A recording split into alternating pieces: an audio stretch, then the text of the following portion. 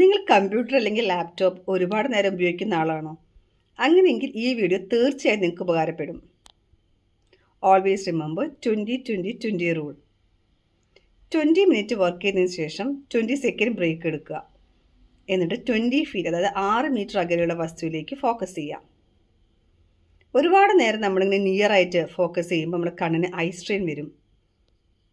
അത് ഒഴിവാക്കാനും കണ്ണ് റിലാക്സ് ചെയ്യാനും വേണ്ടിയിട്ടാണ് ഇങ്ങനെ ചെയ്യേണ്ടത്.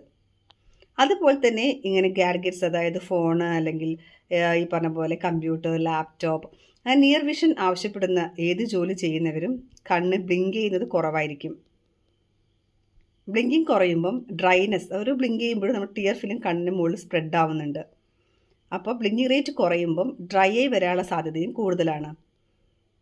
അതുകൊണ്ട് തന്നെ ഇങ്ങനെ ബ്രേക്ക് എടുക്കുമ്പോൾ കണ്ണൊന്ന് ബ്ലിങ്ക് ചെയ്യാൻ ശ്രമിക്കുക.